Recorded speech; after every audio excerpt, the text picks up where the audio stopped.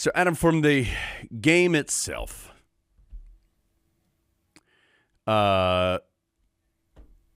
just a gut punch of an ending. You and I have both seen plenty of Tar Heel football through the years, and this one's as difficult a loss as Carolina, especially when you consider all the off-the-field circumstances. This one's as difficult a loss as Carolina has absorbed. A couple things were evident to me.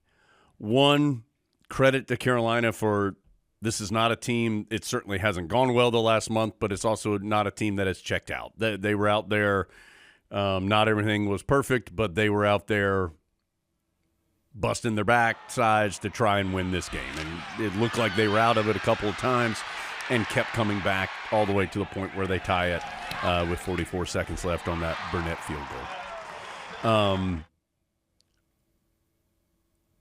Carolina's offense is not as consistent and explosive as it has been the last several years. And yet, outside of that second half against Duke, this is another game in which I feel like Carolina's offense played well enough that you feel like you probably Carolina's offense gave Carolina a chance to win this game. And again, it wasn't perfect. There were 2 fumbles, and those hurt. There were some missed chances. I mean, all the things that there always are in games. But the offense probably did enough to win this game. Again, boy, that Tar Heel defense just couldn't get enough stops right down to the end. Gave up 371 yards rushing. Just a massive number. And they didn't make a stop on that play that you got to make a stop on, a basic run up the middle. And I don't think he got touched. And it all boils down to the same thing. Carolina is not, and we've said this, Carolina is not bad. They're not like a under-talented, not good football team that you just say, oh boy, well, here we go again. But they've just not made enough winning plays. And you never know when those moments are going to be, of course, going into the game. But it feels like for the last month, and particularly these last 3 weeks, you've heard football coaches forever say, well, you know, there's 6 or 7 plays or 8 or 9, whatever the number is. Let's just say 8. There's 8 plays that decide the game every week. Carolina's coming up on the losing end on those 8 plays pretty consistently right now, and that's why they've lost 4 in a row, particularly these last 3 in conference that have gone to the fourth quarter as tight games every single time, and they've come up short every single time. Yeah. I mean, I think offensively you did a couple smaller things wrong that you still could have won the game despite. Like you, for example, everybody thinks they can call plays, but you had 1st and goal from the 9, and Amari and Hampton never got the ball. You had a couple huge drops. Everybody thinks they can catch the ball, but some of those balls you do have to catch. Yeah. But defensively, just not good enough to win. It is. This can't have happened very often in football. Georgia Tech had the ball for a combined minute 2 at the end of each half. If you put those 2 drives together, they had it for a minute 2. Starting on their own 25-yard line both times. They completed 1 pass for 7 yards, and they got 10 points. I've never even heard of that. Yeah. It's not even just the last play of the game. The same exact thing happened at the end of the first half. The same exact thing. It's just, it's hard to explain because it's not that they're just incompetent. It's not that it's just bad players or bad coaches. That would be easier to explain, I think. I mean, when Georgia Tech got the ball back for that last time that they had the ball, and they had their backup quarterback in the game who they very clearly didn't trust to do anything in terms of throwing the ball other than possibly a short pass to the flat. Right. That was the extent of his trustworthiness in their minds. It never crossed my mind that they were going to break off a 70-yard run. I just never even thought about it. I thought maybe they might like heave it up in the air and it would get tipped and something wacky would happen. I could have rationalized that. But the way it did occur, I've just never seen anything like that before. Other than at the end of the first half. Yeah, I mean, this has been a frustrating stretch. Carolina led 20-7 going into the fourth quarter against Duke. They were tied with Pitt 24-24 going into the fourth quarter, and they trailed 27-24 going into the fourth quarter against Georgia Tech. So you had a game where you were up by 13 and lost, a game that you were tied and lost, and a game that you were behind by one score, 3 points, and lost, all going to the fourth quarter. And I think in particular what makes it frustrating in this one is everything I just said is true, and yet this fourth quarter was different than the other two. Carolina had that fumble, and the defense stood up, and Georgia Tech had a 3-and-out, or where they received the ball, they had 3 downs, didn't really move it, missed a field goal. Then Carolina put together a really nice drive and got a touchdown down 3, got another defensive stop, got the ball back, had a great chance to take the lead, couldn't do it, but did tie the game after another really nice drive. And you thought, wow, all right, the Tar Heels are maturing a little bit, and look at what they're doing. And was it a break for them that Haynes King had gone out? Of course it was. He had torched them all day, mostly with his legs. But you thought, yes, all right, Carolina is in a tight game, and they're the ones that are making the plays, and let's go. What a great thing to see. And then that play happens, a 68-yard touchdown on a run up the middle that Carolina did not touch the guy.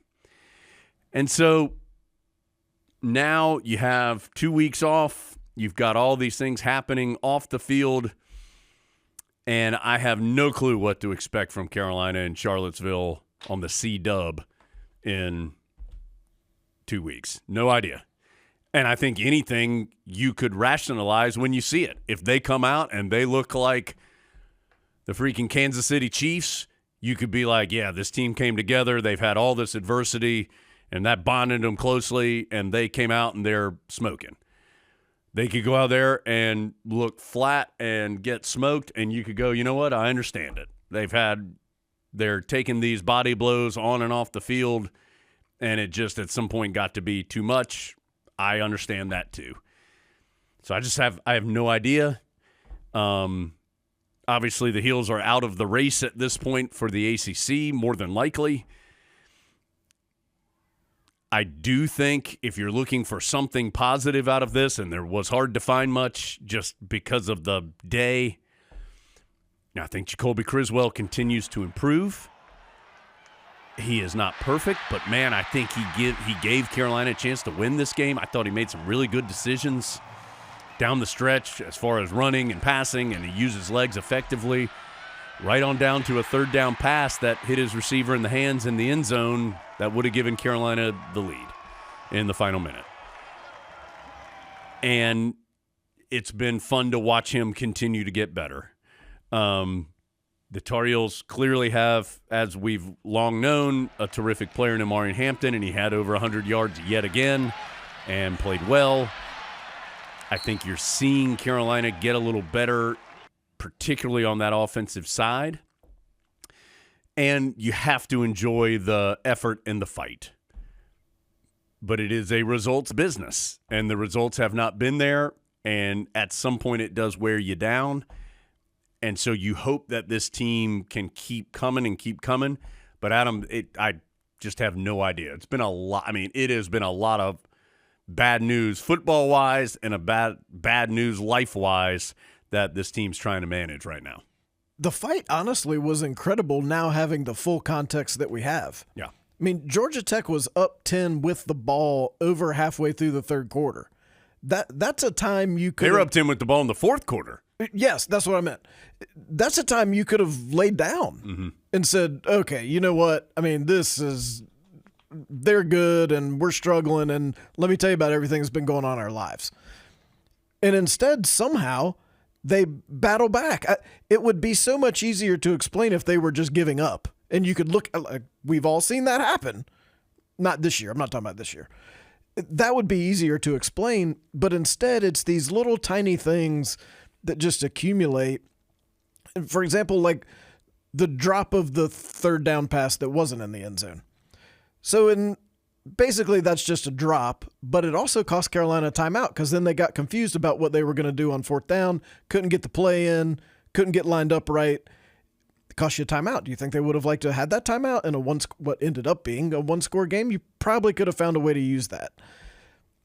Plays like that at the time you just think, but when you make 4 or 5 plays like that, it's just hard to beat a team that has similar capabilities to you, which I think is what Georgia Tech is.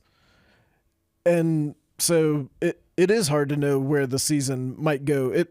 It could go anyway, and I would be able to say that makes sense. Yeah. I do think it's a huge credit to the players and coaches involved that they put forth the effort that was there on Saturday, because I don't know how they did that. I can say that at the same time I can say that on the football side only, of course that was a very frustrating loss. It's one of, I've never really even seen one like that. And we can all relate to Carolina football fans and how they felt walking out of Kenan Stadium that day when they thought the worst thing that had happened was a failed stop at the end of the game.